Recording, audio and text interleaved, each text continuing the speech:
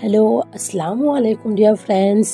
আমি নাসিমা মল্লিক আপনাদের সকলকে আরও একবার আমাদের ইউটিউব চ্যানেল ইনফরমেশন টেকনিক চ্যানেলে স্বাগত জানাই। সময়ের অভাবে অনেক সময় বাড়িতে সাধারণত 1-2 দিনের রান্না করে ফ্রিজে রেখে দেওয়া হয়।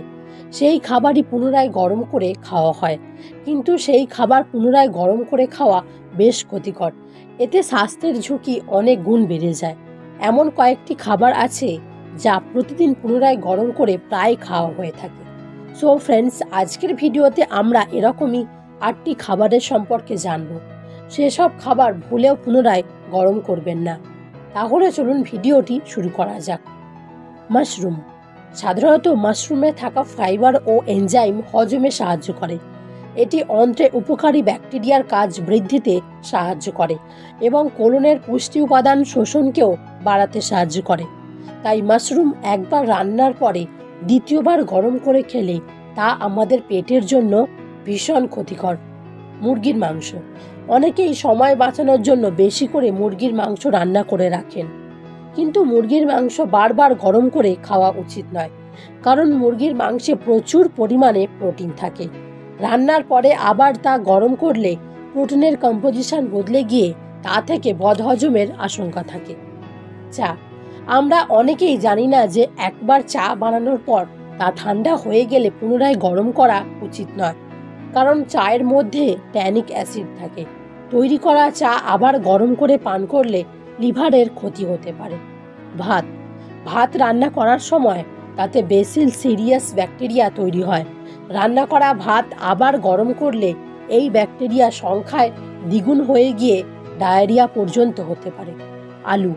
আলু রান্না বা সিদ্ধ করার পরে ঠান্ডা হওয়ার সময় তাতে বোটুলিজম নামক একটি ব্যাকটেরিয়া তৈরি হয়।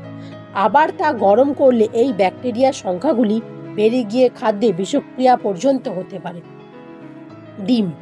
ডিমের মধ্যেও বেশি পরিমাণে প্রোটিন এবং অ্যান্টিঅক্সিডেন্ট থাকে।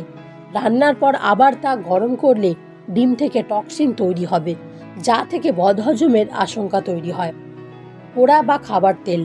অনেক সময় খাবার রান্নার পর অবশিষ্ট তেল রেখে দেওয়া হয় পরবর্তী কোনো খাবার রান্নার জন্য, কিন্তু আপনারা কি একবারও খেয়াল করেছেন এটা আমাদের শরীরের জন্য কতটা ক্ষতিকর?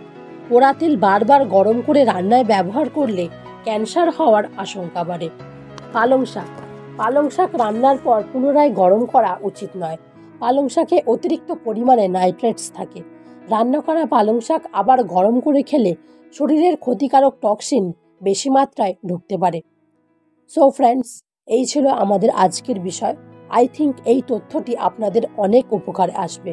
তথ্যটি অবশ্যই বন্ধুদের মাঝে শেয়ার করবেন, যাতে মানুষ সচেতন হতে পারে। আর ভিডিওটি ভালো লাগলে ভিডিওটিতে অবশ্যই লাইক করতে ভুলবেন না। আর আপনি যদি এখনও আমাদের পরিবারের সদস্য না হয়ে থাকেন, তাহলে এখনই আমাদের চ্যানেলটি সাবস্ক্রাইব করে আমাদের সাথে জুড়ে যান। দেখা হবে পরবর্তী ভিডিওতে। Take care. Thank you.